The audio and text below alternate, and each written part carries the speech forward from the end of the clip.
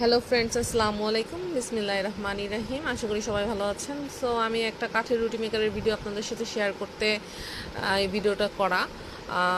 আমি এখানে অলরেডি একটা গোলা নিয়ে নিয়েছি। আমি রুটির গোলাটা খুবই ছোট নিয়েছি, সো এই জন্য এটা অনেক পাতলা হবে।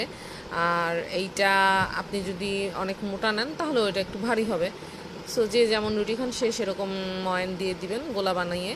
অ্যান্ড দেন তাওয়াতে দিবেন। যখন যেটা হয় রুটিটা ফুলে কম।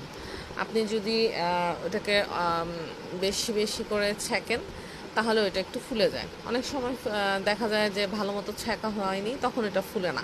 আমরা হাতে বেলা রুটি দেওয়ার সাথে সাথে যেমন ফুলে যায়, এটা আবার সেরকম না, কিন্তু রুটি খাওয়া যায়, রুটিতে কোনো সমস্যা হয় না। আমি অলরেডি তাওয়াতে একটা রুটি দিয়ে রাখছিলাম আপনাদের দেখানোর জন্য। এক হাত দিয়ে ক্যামেরা দিয়ে ভিডিও করতেছি, সো একটু নড়চড় হচ্ছে, ব্যাপার না। সো আশা করি ভালো লাগবে আমার ভিডিওটা, এবং আপনাদের ডিসিশন নিতে ইজি হবে যে আপনারা কাঠের রুটি মেকার কি কিনবেন না কি কিনবেন না। আমার মতো যারা অলস আছেন, যারা হাত দিয়ে রুটি বেলতে গেলে হাত ব্যথা করে, তারা অবশ্যই নিয়ে নেবেন, কোনো সমস্যা নাই। আর যারা ওই রুটি মেকার দিয়ে রুটি বেলতে পারেন তাদের কোনো প্রবলেম নেই।